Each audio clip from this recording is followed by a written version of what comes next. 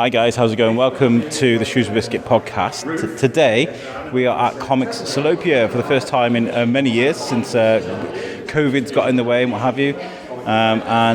We're stood in the museum right now. We're surrounded by many artists, writers, and people of the comic book world. And right next to me now is John Wagner. You may remember we did a great interview with him a couple of years ago. Gosh, it seems like a long time ago. We were around his house and we had a great chat. So here he is. John, how have you been? You been all right? Oh, good. Yeah, good. I'm glad the pandemic is kind of over. You know. We got there, with our interview, got there just before it happened, right? Did we? So that's 3 years ago, just about, yeah. How was the pandemic for you? Did you just make stuff? It didn't alter my life that much, but, you know, I find who doesn't find wearing a mask unpleasant? And I had to fly the Atlantic a couple of times and wearing a mask on the plane and in the airport. There was a pain in the neck, but there you go. But being a freelance and working at home most of the time, it didn't alter my life that much. Have you been working on any new projects lately? I'm doing a story that I started with Carlos Esquerra for Rebellion called Spectre. And Carlos drew 2 episodes and then he died. So I have got a new artist and I'm finishing the story off. The artist, in fact, is Dan Cornwell, who draws Rock of the Reds.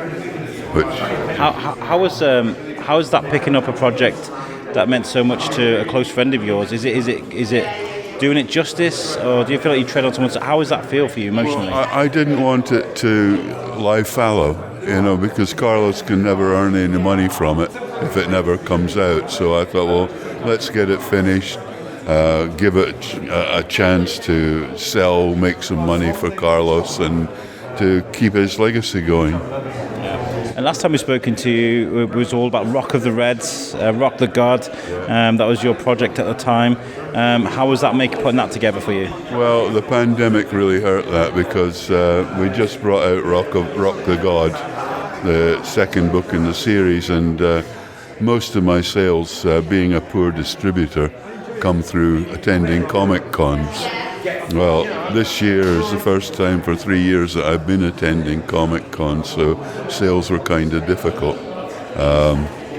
It's been really difficult on a lot of creators on many different levels. But do you feel like it's all coming back now, or do you think it's going to take a while to come back as far as comic books are concerned?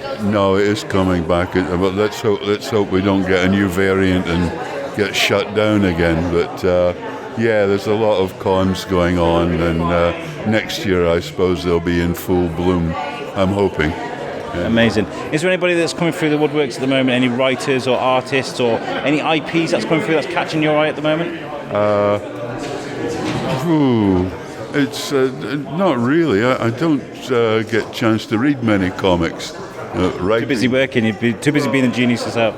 By the time I've finished a day's work, I don't want to have anything more to do with them. You know, it's like a painter decorator never decorates his own house. Yeah, there was no chef who would never cook when he comes home. Yeah, oh, right, yeah. So you've had enough by that time. But it's great to get out and meet all the creators again, people that I haven't seen for years, and 1 or 2 new ones. There's some very good ones here. I'm going to set myself the task today of going around and speaking to so many people, of piecing together some advice for up-and-coming writers and artists.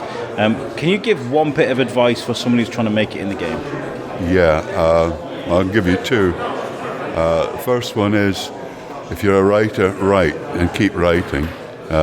Don't stop.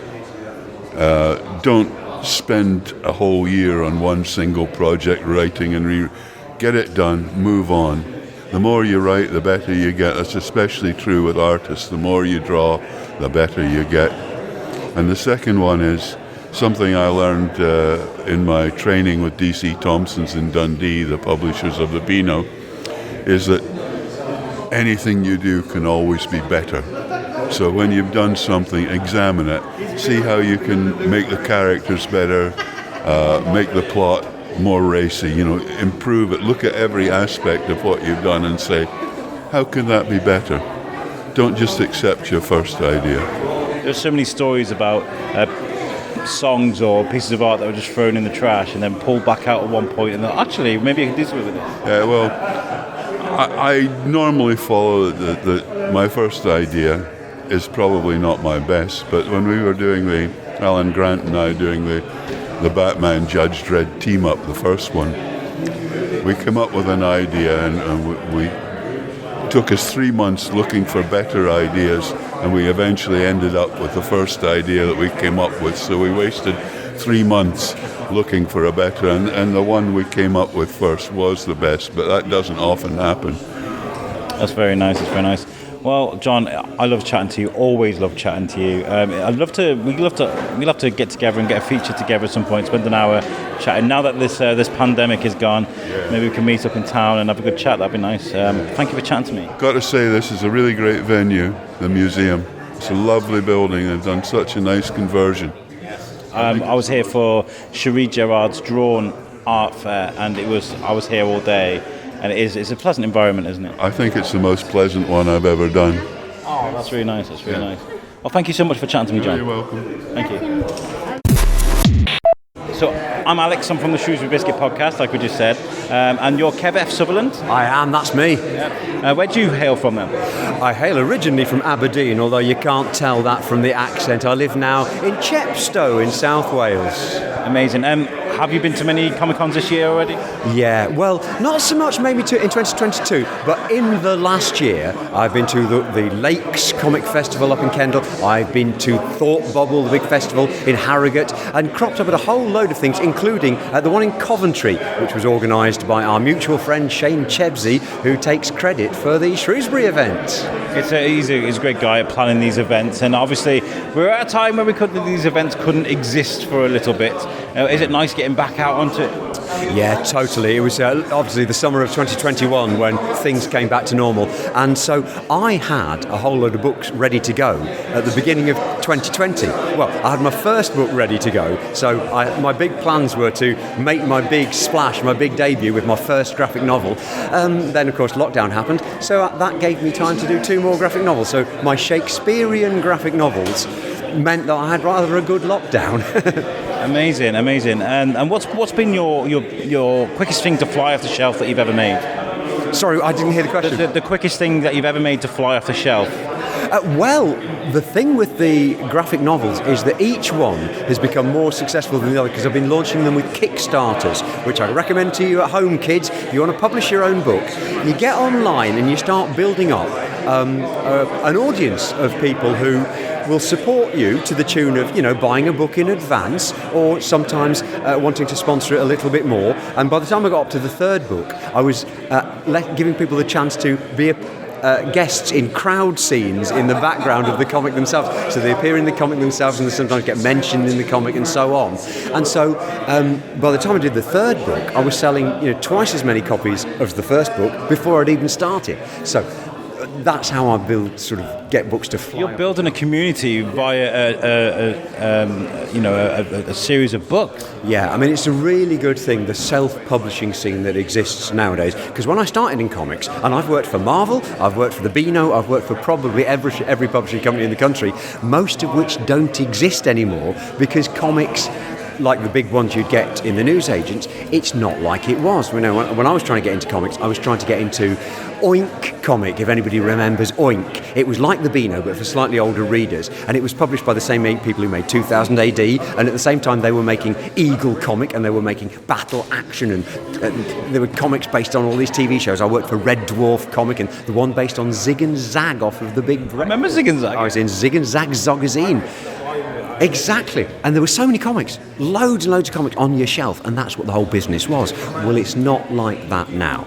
Now there's 2000 AD comic, the Beano, and whatever new comics manage to come along, but hardly any of them ever get into W.H. Smith. But self-publishing, when you come to an event like this, you see people who are taking the initiative, they're launching Kickstarters, they're building online communities, they're using Instagram and TikTok and Twitter and Facebook and finding their own public, and then they can deliver work of quality, and it can be the sort of stuff they really want to do, rather than just having a go at doing somebody else's characters, which is what, for the last 50 years, most people wanting to get into comics had to do. They had to draw Judge Dredd or try and get to draw Batman, or in my case, do Dennis the Menace and Roger the Dodger.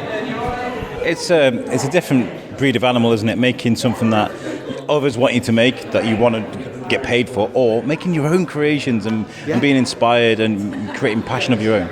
Yeah, and I would urge anybody who's got the slightest interest in it to obviously get good, come to events like this, meet the artists, ask them how they got good. There's been a whole load of brilliant classes here, by the way. Laura Howell, Sonia Long, I think Nigel Parkinson did classes. I did my famous comic art masterclass. And, hang on, there's the tannoy telling somebody to go to a new class.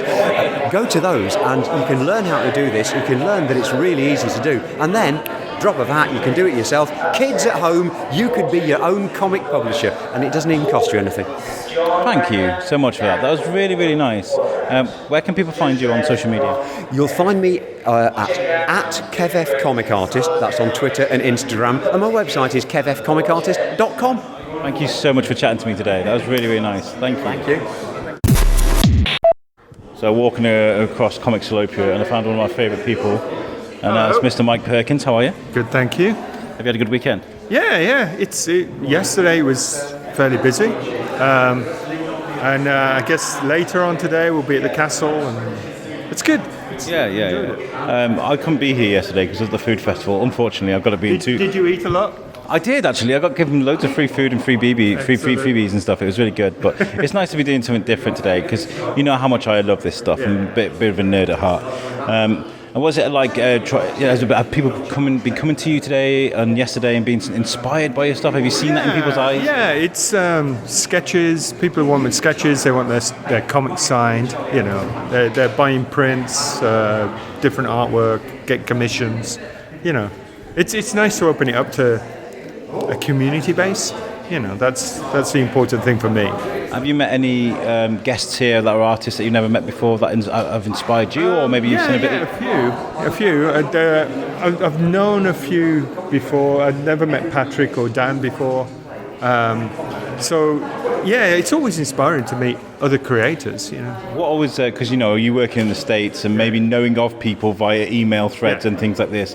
Has there been any situation since you've come back over to the UK where you've worked with someone via email or via a distance and you've met them for the first time? You get that all the time. Yesterday, somebody came in. He's not set up, but he's an artist, Simon Jacob, and he came in. He did Armored Gideon in 2000 AD, a few years back. And he came in. We just met each other on Facebook. And he might be another artist moving to Shrewsbury as well. So he's... Really? What is it in the water? What's going on in Shrewsbury? I don't know what it is. You and Charlie, isn't it? Yeah, that's what it is. We inspire everyone. And John, of course. This has been a long time in the making. What are your thoughts on Comics Salopia? Have you enjoyed it? Oh, yeah, totally. I think it could be pushed a bit further, open up a bit more. I think perhaps it could be tied into other events. Like the Bellevue Festival was a couple of weeks back, you could have tied it into that. So there's different aspects you can develop. I think with me being the Biscuit guy, I think with events like this, if I put my all into something like this and become exclusive for an event like this, where we could push some of the content. One of the ideas was that me and Shay were talking about getting some of the interviews online and stuff.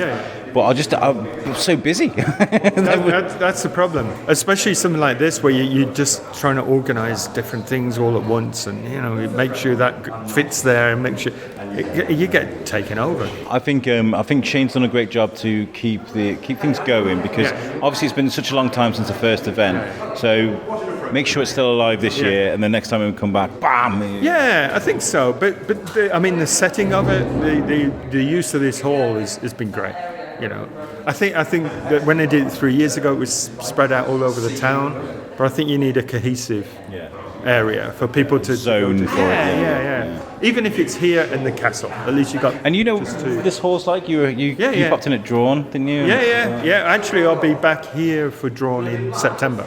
Have you come in here? Oh, wow, okay. So I'll be set up there. I'm going to try and, I've mentioned, Sheree was like, I hope you come in. I was like, yes, I'll come. I'll bring my studio and we'll sit up here and we'll speak to people here. Yeah, so that'll be good. Oh, yeah. Mike, it's always a pleasure chatting to you. I hope you've had a good weekend, and I hope people have shown you the love that you deserve, man. So have a great day. Excellent. Cheers. Right, so we've got interviews there with three good interviews. What we're going to do now is we're trying to get a copy of my Shrewsbury magazine signed by everybody, so that we can frame it and sell it off for charity. So we're going to walk to the castle now and see if we can complete our signatures, our autographs of this book. So I'm Alex from the Shrewsbury Biscuit podcast. Can I get you guys' names? My name is Sasha. I'm Poppy. And okay, so is this your first time doing Comics Salopia? Have you done it before? Yes, this is our first time. This is our first convention, actually. Yeah, it is. Really? Yes. Really? How does it feel for you guys to be out? Very nervous. Yeah, very nervous. Also very exciting. Yeah.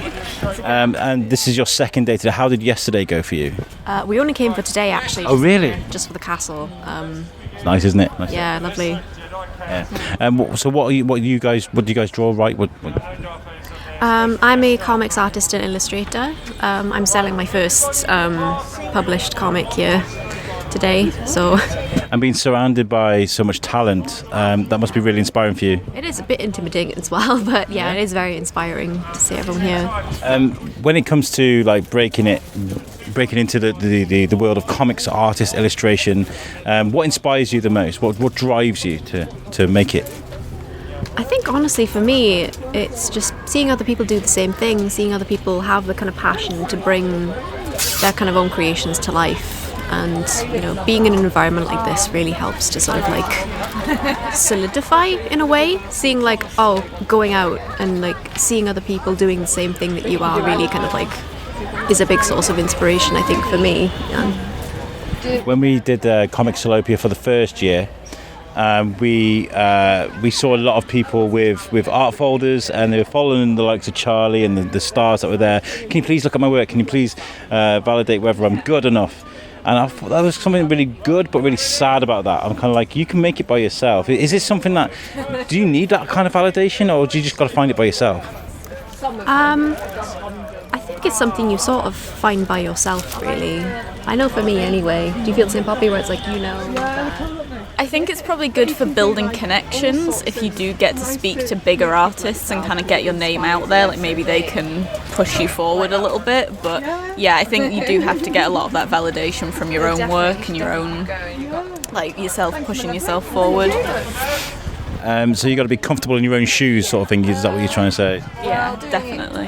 And how's this year been for you guys? Obviously, we just come out of a pandemic, and a lot of creators were trapped inside, whether they were in there meticulously making things or whether they weren't. Or how was it for both of you guys? Did you come out of there with lots of stuff to make, or was it like a coiled spring for you?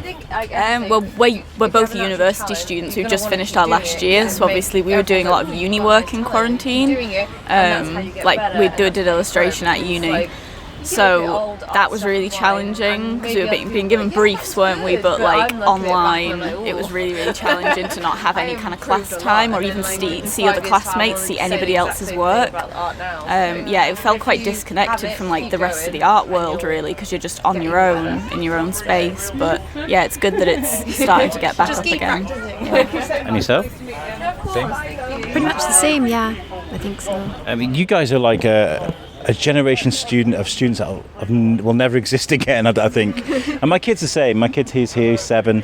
This will be he's in year 3 right now, and this will be his first complete year in school, which is crazy to think about, And for people that are in the higher end of academics, about to break it out into the world, it is like, you guys have done the amazing, really, to be here today. So, it's been really nice chatting to you guys. Where can people find you on social media? You can find me on Instagram and Twitter at Sasha Scribbler, and you're also able to support my work on Ko-fi under the same handle. Amazing, thank you. And yourself? I am Vivid Bunnie with an IE on Instagram and Twitter. Amazing, thank you so much for chatting to me today. I hope you have a great day. Brilliant. big table. So. Hello, I'm Alex from the Shrewsbury Biscuit podcast. Can I get your name? Hi, I'm Beff from Stratton. Nice to meet you, Beff. You're at Comics Salopia today. Is this your first time here at Comics Salopia? I was here last year. Not last year, the last time. The first time. Yeah. When I was only a small little table. Now I've grown a little bit bigger now. So. I was just talking about that. I was at the first event. We had a little studio in the university there. We got to speak to so many people, and there seem to be artists that have come a long way in that time because it was such a long time ago. Oh yeah, God! Before COVID, before the world ending. So yeah, it's been a long time, but it's nice to be back. Yeah. If you're wondering what that shouting is, it's Andrew Lawden doing his Jedi stuff. How's the reaction been from you? Were you here yesterday as well? I wasn't here yesterday. I've come just to do the table, but I've seen a lot of good stuff on Facebook. Kind of wish I went, but Of all settings to be, sat on the grounds of a castle as well. It's just a nice place to be, isn't it? Oh yeah. It's really nice. I mean, looking at the castle and the views and stuff, but wish it wasn't so windy.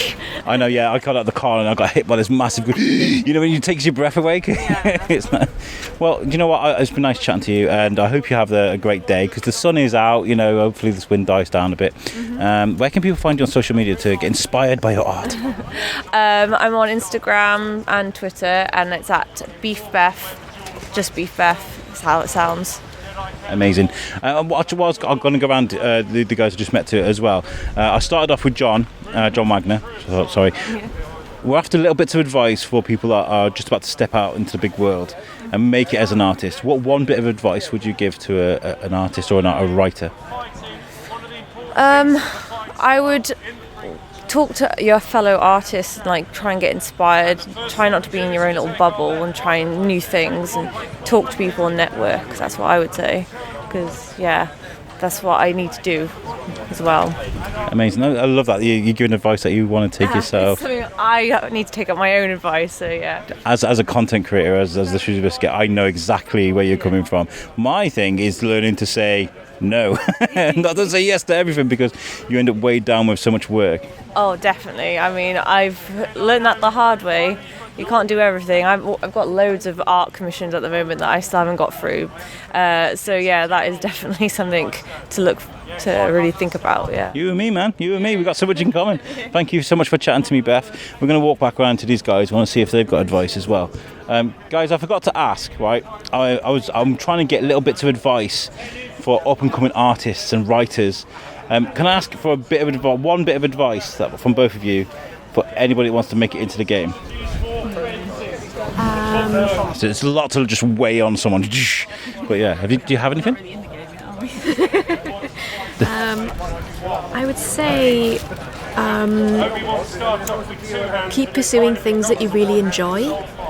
Don't necessarily put yourself down and think, I'm not good enough at this yet, so I won't do it. Or I'm not sure if people will like this thing that I do, so I won't do it. I'll just try to appeal to something else entirely that I don't enjoy doing. Because when you're an artist and you make this your livelihood and you make this kind of almost your life's work sometimes, if you're doing it in the service of something you hate, you're going to have a miserable time. So pursue what you really want. That's a very sound bit of advice. I really do appreciate that. Have you got anything, Poppy? I would probably say a lot of people put pressure on themselves to find their art style very quickly. And I would say just draw what you want and just keep drawing as much as you can, and that will come, regardless. So don't worry too much about being I need to find a way to draw eyes that is completely my own. Don't just draw. Just do it yourself and it'll come. That's very nice. Find your own pace. I like that. Thank you very much today guys. Thank you. Cheers. Hello. All right. How's it going, Mr. Very Shane well, thank Shepsey? you. How are you? Yeah, very good, yes. Am I being recorded? You are, yeah. Okay. You're live on Channel 4. Please do not swear. Yeah. How's it going so far? Really well. And now that the sun is out as well, that's an added bonus. Yeah. And the wind's died down a little bit. Earlier on today, some of the guys were setting up over the other side and their stuff was being blown around a bit, but now it seems to have calmed down a little bit. I'm sorry we couldn't be here yesterday. We did the food festival. We're here today for a couple of hours. We've got some great interviews so far. Who's had the most buzz at the moment? Who's generating the most? Well, the biggest... Dave Gibbons, of course, Watchmen artist, absolute legend. I've got a really tatty copy of Look at this. Okay, so I'm going to show Shane my copy of Watchmen now, and he's going to cry because he's a comic book collector. Hey, but look at that. That's well read. Al. It is well read. I mean, the thing is, if a comic is well read and dog-eared, it means it's loved. It is love. I'm all about the Rorschach. I'm all about the Rorschach. That is absolutely lovely. Yeah, I love that. It's loved. It's well loved. Yeah, that's what it's all about. When you were younger, a big fan of comic books. Thinking back now, we're looking at Watchmen now goes back to the 80s. 85, 86, something like that. Did you ever think that you'd be hosting events for stars like Dave Gibbons? Yeah. You did think, one day, I'm going to... I was I always wanted to be involved in comics. I'll be honest, I didn't really think I'd be doing conventions, I wanted to be a comic artist, and then I became a comics publisher, and then through that, I got interested in doing comics events. So... And speaking of Dave Gibbons, he's here. I didn't want to interrupt, but if you want to talk to me, you better do it soon. Well, we're very impromptu, so how are you, Mr. Dave Gibbons? I'm very well. I'm a bit windswept, and I was going to say interesting, but not particularly this morning. How's Comics Salopia been for you? Have you been enjoying it? Well, because Shane's standing right next to it, I've got to say it's one of the best shows I've ever been to. I've never signed in such an exotic variety of locales. Being able to battle the elements at the same time as I'm trying to battle the fans and the Sharpie markers. The screaming fans. Dave Gibbons! No, it's a really nice con. It's a fantastic setting. It's a great town to have a convention in, and it's nice to see the whole community kind of in. We're in a castle. Yeah, we've got a castle. Yeah, we've got a market square. We've got a museum and art gallery. It's been good. Really enjoyed it. And you enjoyed the evening last night as well, Dave? Well, we did actually, because we ended up going like nice meal, like grown-up people, just sitting in a restaurant, just four of us having a chat where everybody could hear what everybody else was saying, and because quite often what happens with these conventions is you find yourself on a Saturday night at 9 o'clock trying to find a restaurant with a table for 15 or something like that. Yeah. So it all goes a bit sideways. So yeah, I had a very civilised little dinner and had an early night, so yeah. Sensible. Yeah. I've hated to have done it, but I have been bringing up the pandemic, of course. It seems so far in the distance, but for creators, it might have left a blot in their mind, not being able to go and do what they need to do. What were you doing during the pandemic? Were you busy? Were you enjoying the quietness of it all? I mean, how was it for you? Well, I suppose in some ways, if you do comics, it's what you spent your whole life doing, is more or less being in isolation, punctuated by being in the company of hundreds and hundreds of people. And of course, you haven't had the being in company of hundreds and hundreds of people. But yeah, I suppose like anybody else, there's a difference between staying at home because you want to stay at home and work, or staying at home because you've got to stay at home. But I mean, we had it quite well. We did actually end up with COVID, but we only had it quite mildly, so that wasn't too bad. I got a little bit sick of doing Zoom calls, that they go on and on and on, but at least it was a way to stay in touch. But this is actually the first convention I've been to since the pandemic, and Really? It's really nice to get back in the saddle again and sort of be in the company of people. And it's amazing how much as a creator you rely on feedback. I love going to shows, not because people are generally quite nice to me about it, but you get feedback, you've worked on something and people have read it and they appreciate what you've done, and you think, yeah, people do care about this. When you sat in the room on your own, you think, does anybody care? Yeah. But you come to a show like this where there's a lot of enthusiasm and people want to talk to you about specific things, so it's a really important part of it, and I'm really glad that things are opening up again now and we're getting out there. My friend Phil Morris got a picture with you yesterday, and I know how excited he was to meet you, big Watchmen fan, and he had a picture of you, and he was nearly in tears on Instagram, if that's possible. How do you do that? You know what I mean? Virtual tears. Yeah, virtual tears. And Watchmen, I mean, this is a very well-read, battered copy of Watchmen. It's been well enjoyed, isn't it? It's been well enjoyed, and this is something that I love because it keeps rearing itself up in a very good way. Obviously, Watchmen as a comic book, then as the movie, the TV series just opened all sorts of questions for us, and it must reinvigorate your fan base again and again and again when it happens. Oh, it does seem to come round and round again. I mean, I sort of ate dinner out on it many times during the late 80s when it first came out, and it was the new age of graphic novels and comics, and then it went away for a bit, and then in the sort of 2009, something like that, it came back, and it was a whole new wave of doing publicity and talking about it and everything. And then the TV series came out, and of course the wonderful thing is that people who say maybe have only seen it on the TV then go back and investigate the movie and the books themselves.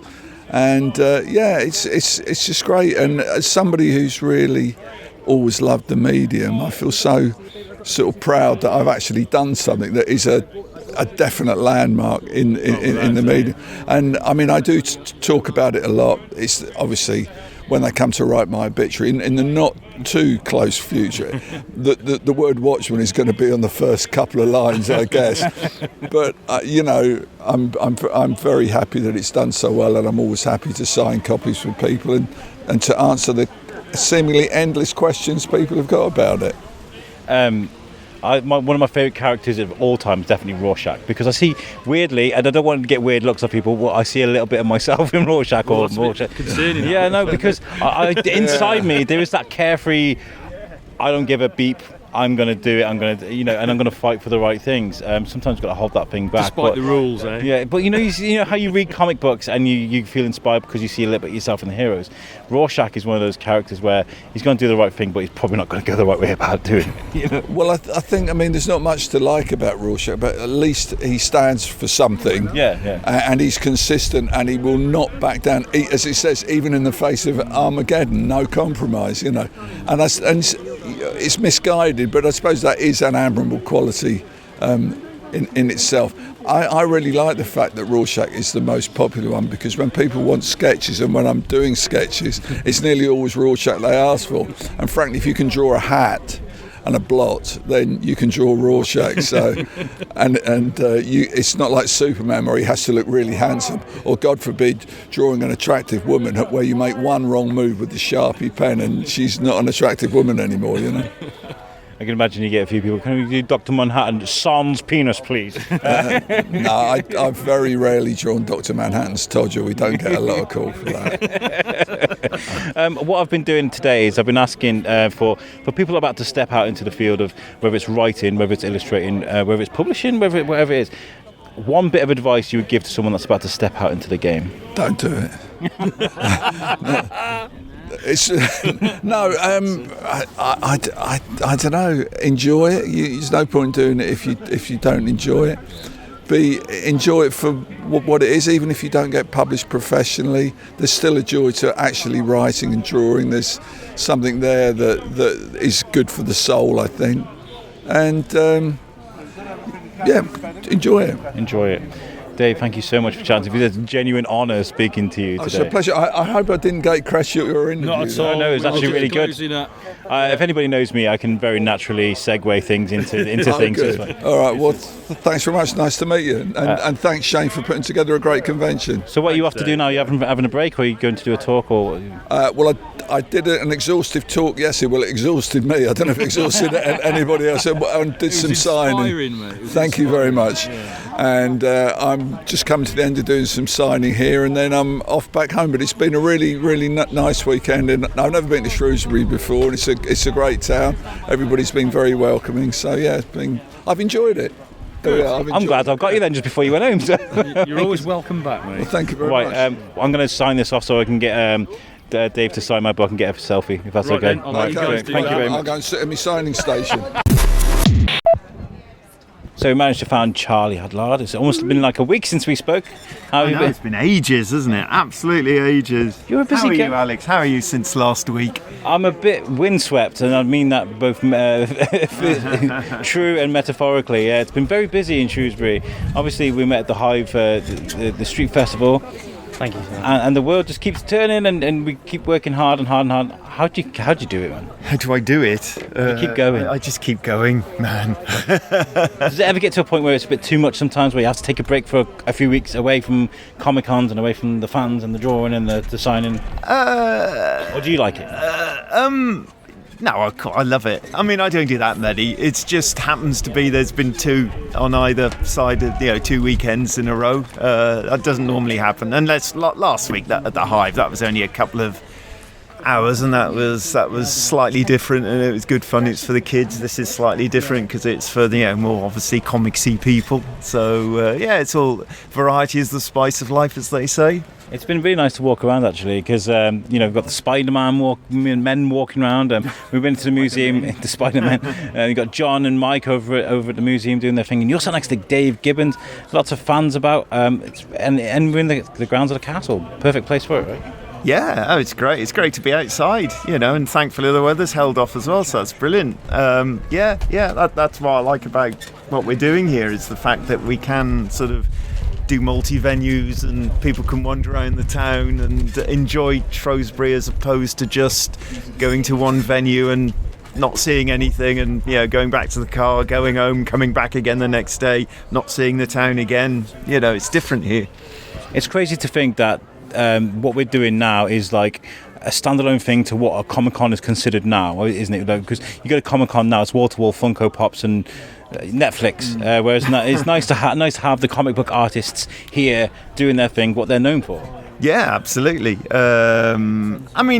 Let's face it, each to their own. There's a time and a place for the big shows with all the commercial stuff that is, and there's also as much time and a place for something like this where the artists can genuinely meet the fans and interact with them. It's been quiet, but good quiet, if you see what I mean.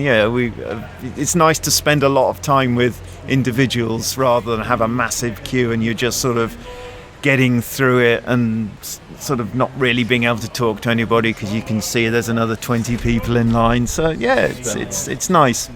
Well, this is my son Alfie you've just drawn for, and I mentioned what we're doing. I didn't realise. Hello. Yeah, so this is my older son Alfie, and I mentioned where we're going today and who we're speaking to. He's like, what? And he's a massive Walking Dead fan. So with the hat and the drawing here, you've made him a very happy man. So thank you so much for that.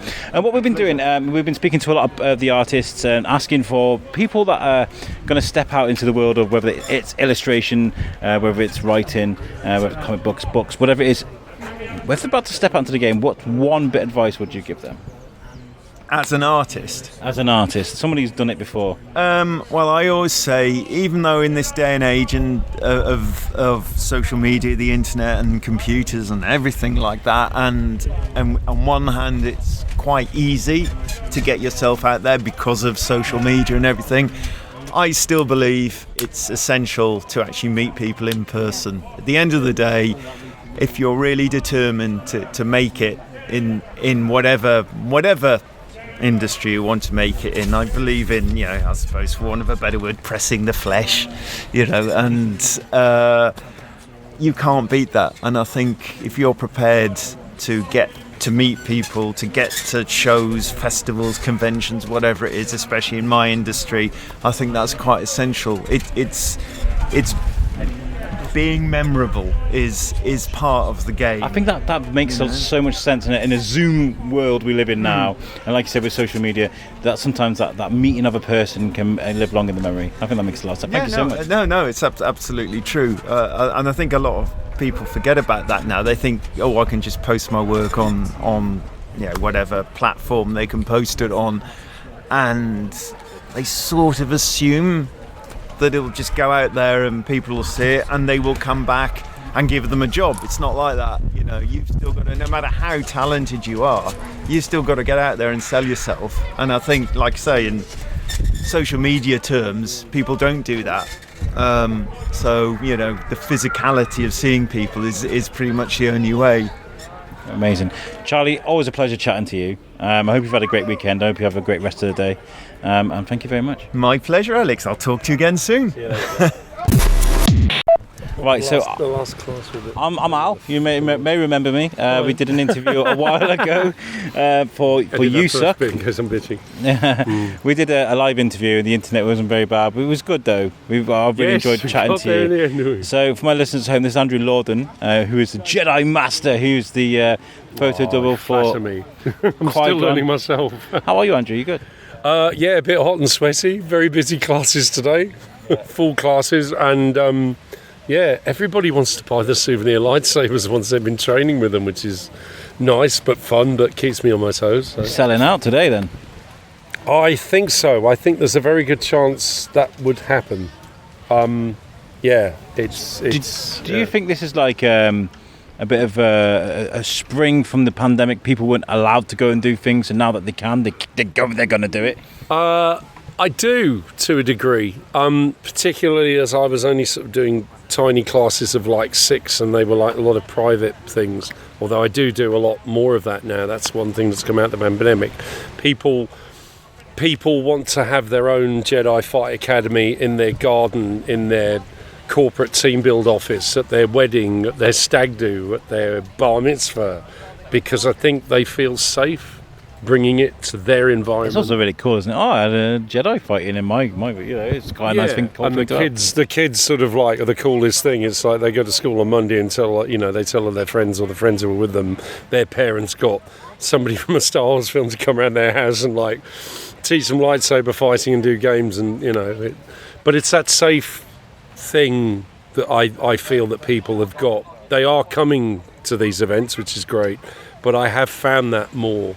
I have found I'm going to them and they're designing their own events more. That's nice, nice. And the kids that I just saw, so for the listeners at home, this is obviously audio and you didn't see what I see, but the kids are all dressed up. There's kids dressed as Jedis. There's a Darth Vader there as well, little pint-sized Jedi.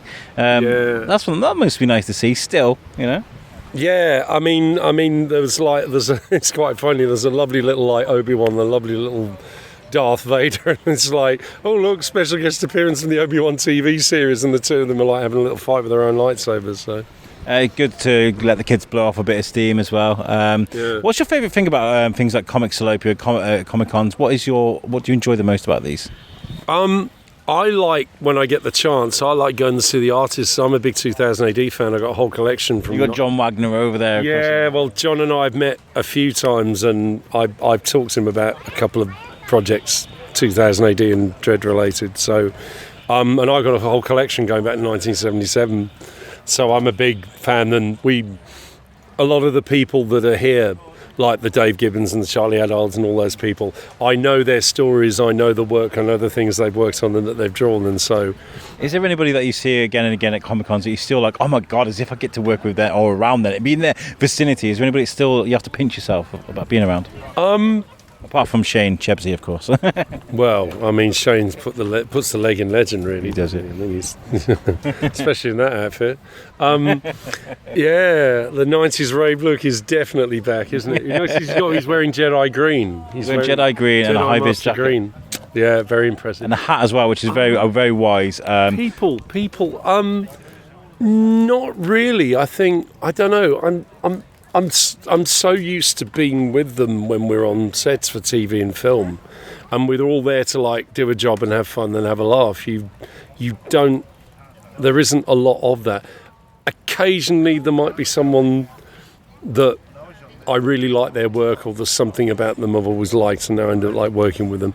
But I don't know, it's really weird because I suppose you're more used to them. And I suppose the public are a bit more detached. You mean desensitised? That's what you mean? I don't know if it's sort of desensitised. It's like everybody likes certain aspects of people's work. It's like, I have people come up to me and they go, oh, I love the Phantom Menace, I love this, and, the stuff that I've done. And I'm thinking, oh, well, that's really good and really lovely. But sometimes they're raving about things that I've done 10, 15, 20 years ago. And do you know what I mean? There's different things that are kind of going on in your life, or other things that you've done. Yeah. Have you watched Obi-Wan Kenobi? Yeah, I watched it. You enjoy it? Yeah, I did. I'm briefly in it, actually, right at the beginning. Really? Yeah. Well, you have to point out to me where. Well, they do a flashback. They do like a Order 66 at the beginning, from episodes 1, 2, and 3 of what's gone on to sort of kind of bring you up to speed where the story starts, and I'm briefly in like one of the things that, that's very nice. That's amazing. Yeah, wow. Yeah,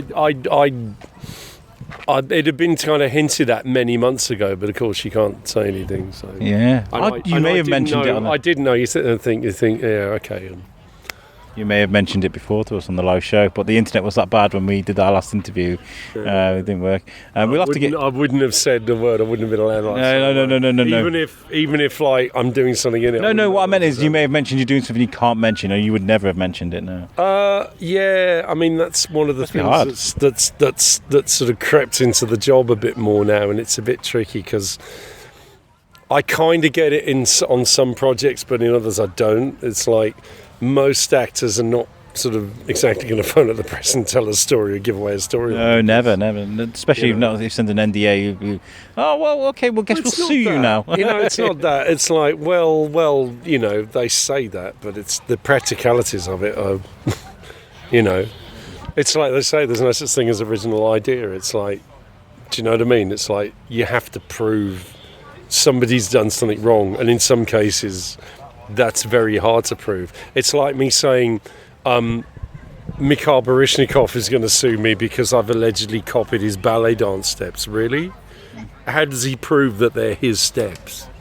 Yeah. But I'm a Jedi, not a ballet dancer. Yeah, well, it Jedi and lightsabers and things. I don't know. I think that's an area that kind of needs a bit of clearing up, really, because it's a bit confusing, to say the least. Yeah.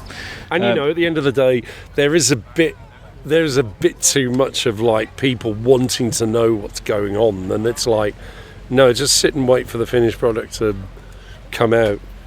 Yeah. You see it on various blogs, and I hate it. I hate on-set shots. They did that with Batman. I was like, oh wow, great! Now I know what the Batmobile looks like. I'm not going to get the shock when I see it in the movie. Like, thanks for that. Cheers. I hate that. And the thing is that there's members of certain press organisations that they're actually I've heard stories of like they're paying actors to kind of spy and leak things on sets, and they're really maybe it's not just Tom Holland's fault. No, they're really just like putting their arse online. Yeah, well, people like Tom Holland can kind of get away with it because if you are like the lead in the show, you can kind of get away with putting your foot in it. But even then, it's like, why would you? I mean, I think Tom Cruise, for example, is very good at promoting his film, but he doesn't give a lot away about the film. Yeah. Like, remember he promoted Top Gun? Yeah. You knew what it was going to be about, but he wasn't showing you a lot of the story. And yet to see that. It's great. I haven't had no time whatsoever. Go see it in IMAX. Yeah? Go see it in IMAX. Okay, I'll take your advice. Go see it in IMAX. Where have you got next? Have you got lots of Comic-Cons and things to be doing recently? Yeah, I've got a few dotted around. I've got some private things I'm doing. I've got a birthday thing I'm doing next week. I'm going north at the end of July. But I've also got a couple of acting things I'm just signing off. So when I'm doing that, I tend not to be doing the comedy. Wear two hats then. Wear two hats. Well, that's my job. I don't get to do this unless I do the acting job, because the reason I do this is because I did Star Wars. I spent 18 months working on Star Wars 20 odd years ago, and you have to do the jobs before you can do the cons, really. Because otherwise nobody knows who you are. I'm Alex Whiteley. I'm Alex Whiteley, everyone. Come and get an autograph. See? Nobody came. Nobody came. It's like the guy who makes the tea or whatever. Although, I don't know, that might get a few signatures at a Comic-Con. Well, you never know, do you? Andrew, always a pleasure chatting to you. I know you're itching to get to go and get some lunch, so thank you for taking the time out to chat to me. I think it might be lunch on the run. Well, thank you for chatting to me anyway. That's okay. A pleasure. I hope the internet's good now. Right, so that's it, I'm afraid, for Comics Salopia. There are people here to talk to, but I can't get around everybody.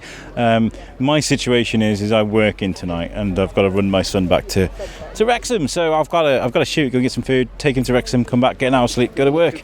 But for everybody that's spoken to me today, thank you so much. I really do appreciate it. We've got some really good interviews on this little medley. And well done, Shane, for putting this together. Hopefully next year when we do this, there's no conflict, so that I can help you out for the whole weekend. I'd love to be able to sit and work on this for the whole weekend. But for the day I've been here today, I've really enjoyed it.